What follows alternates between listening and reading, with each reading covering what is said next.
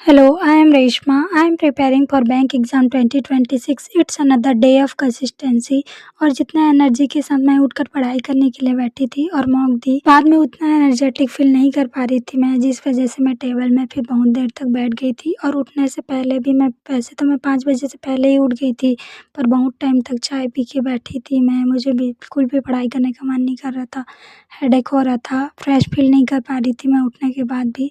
तो बहुत टाइम तक मैं बैठी थी। उसके बाद फिर मैं मूड फ्रेश की और पढ़ाई करने के लिए बैठी, तो फिर मैं मॉक लगाई, जो कि एसबीआई पीओ प्री का था, सेक्शनल मॉक था क्वांट का।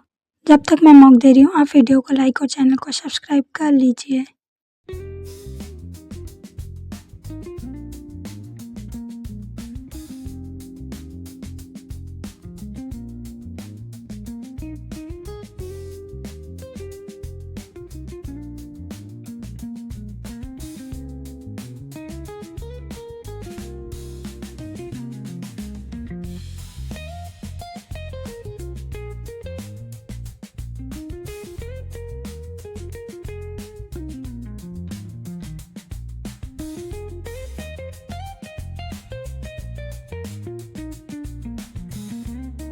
और सेक्शनल मॉक मैं अभी अड्डा से दे रही हूँ। आप लोग किससे मॉक टेस्ट देते हो, आप मुझे कमेंट करके ज़रूर बताइए।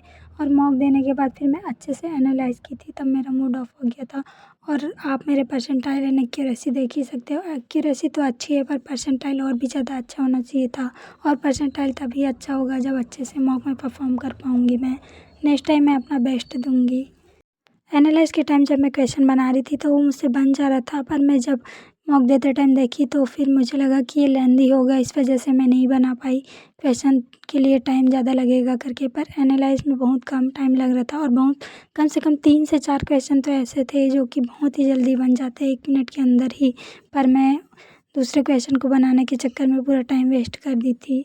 और ठीक है, मॉक में जब गलती करेंगे तभी तो रियल एग्ज़ाम में गलती नहीं करेंगे। और मॉक देने के बाद मैं एनालाइज़ की। उसके बाद एसबीआई पीओ प्री लेवल की मैं 2 डीआई बनाई थी। उसके बाद मुझे बिल्कुल भी स्क्रीन देखने का मन नहीं कर रहा था, तो सर झुका के बैठ गई थी। फिर मैं क्लास की, जो कि जीए का क्लास था। जीए का क्लास मैं अभिजीत मिश्रा सर से करती हूँ।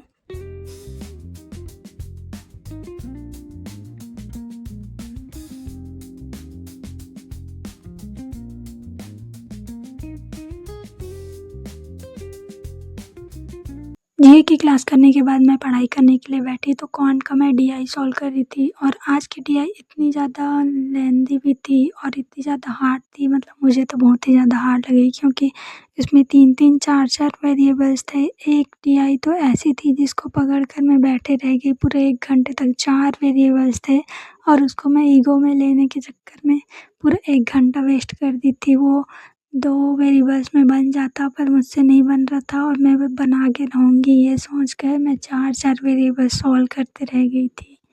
पर ठीक है, बन गया, इस बात की खुशी हुई। और आगे मैं रफ फेस हो की हूँ, जो कि आप लोग देख ही सकते हैं।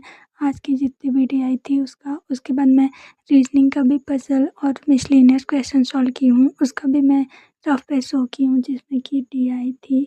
और ये वेन डायग्राम वाली डी आई थी, जो कि पूरा मेरे दिमाग का दही कर दिया था। रीजनिंग का भी रफ फेस मैं साथ में ही शो कर रही हूँ, जितना भी मैं आज बनाई पजल। और मिसलेनियस क्वेश्चन ज़्यादा बनाई थी मैं, जो कि डाटा सफिशिएंसी का क्वेश्चन था। That's all about today. अगर आप मेरी बैंकिंग जर्नी से जुड़ना चाहते हैं तो वीडियो को लाइक और चैनल को सब्सक्राइब कर लीजिए। Thanks for watching.